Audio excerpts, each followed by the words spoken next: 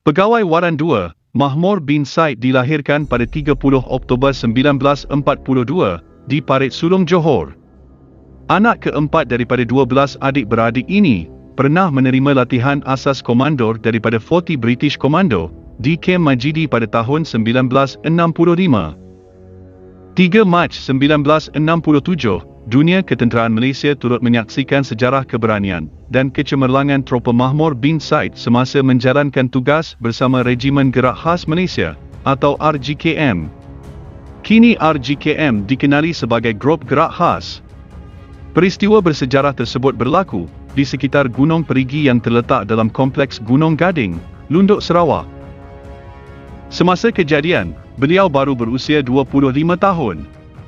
Meskipun pada usia yang masih muda, beliau telah membuktikan keberanian yang sangat luar biasa dan mencipta sejarah tersendiri dalam Regimen Gerak Khas Malaysia.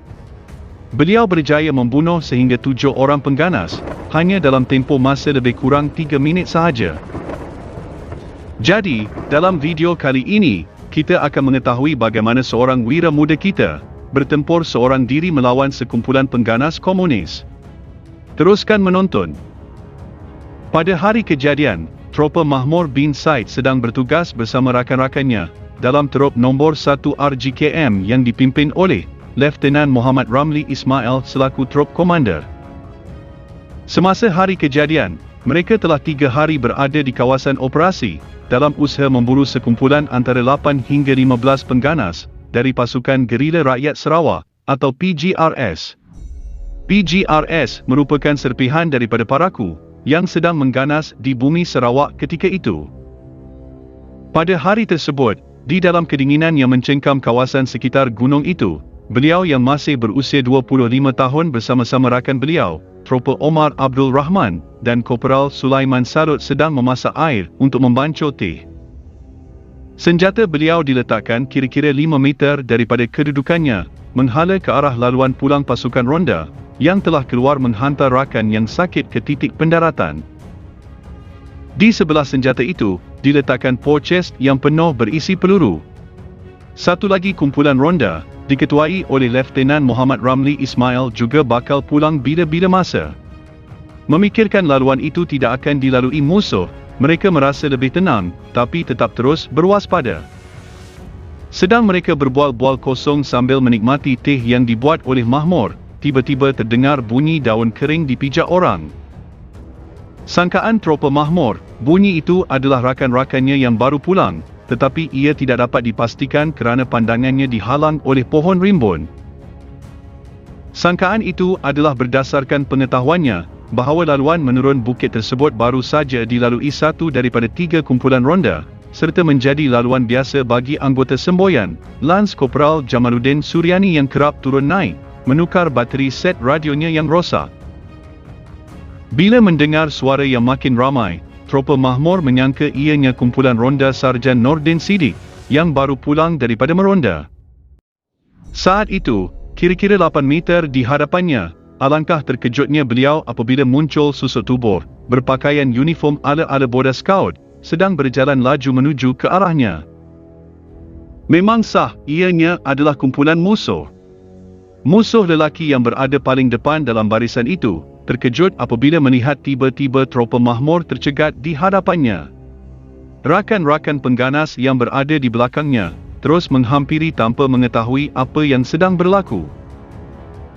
Beberapa saat berlalu, dalam keadaan kedua-duanya terpegun dan bertentan mata antara satu sama lain. Sebenarnya, itulah kali pertama Tropa Mahmur yang masih baru dalam pasukan, berdepan dengan musuh.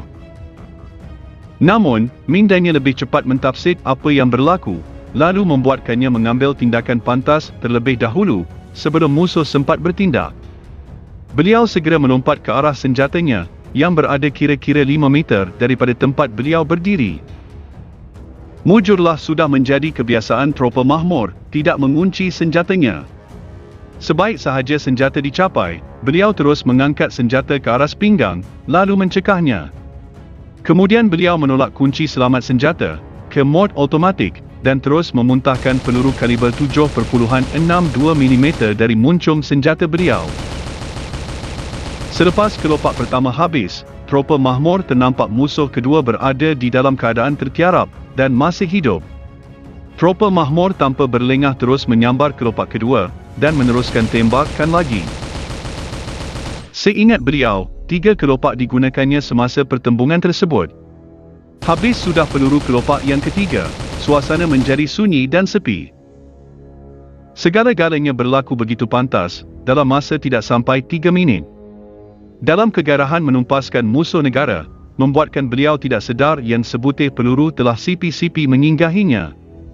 Peluru musuh tersebut mematahkan pokok kecil, yang berada kira-kira sejengkal daripada beliau. Seorang musuh yang cedera di tangan dan cuba melarikan diri, telah dikejar selama hampir setengah jam oleh Tropa Malik, namun gagal ditangkap.